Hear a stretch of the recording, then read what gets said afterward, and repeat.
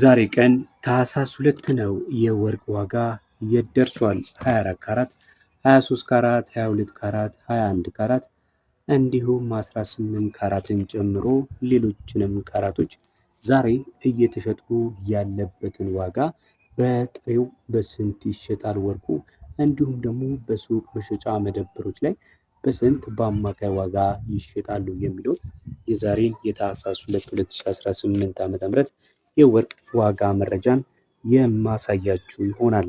የትም እንዳትሄዱ እስከ መጨረሻው ድረስ አብራችሁ ቆዩ።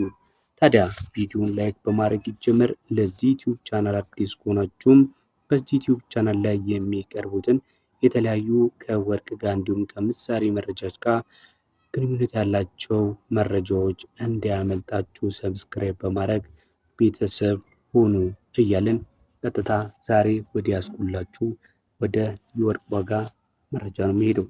የምጀምረው ከታችኛው ካራት ማለትም ከ14 ካራት ይሆናል። ትናንትና የነበረበትን ቀን እንዲሁ ዛሬ ስንት ገብቷል የሚለውን በማነጻጸር እንመለከታለን።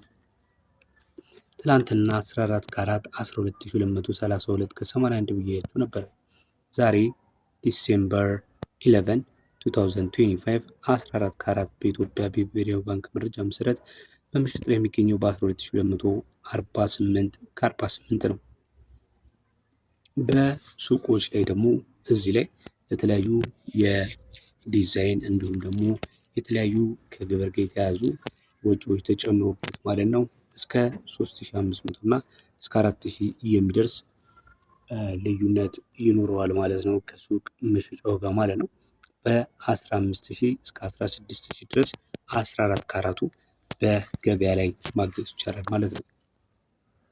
ቀጥለን የምንመለከተው ባለ 15 ካራቱን ነው። ባለ 15 ካራቱ ዛሬ እየተሸጠ የሚገኘው በ13123 ከ38 ነው።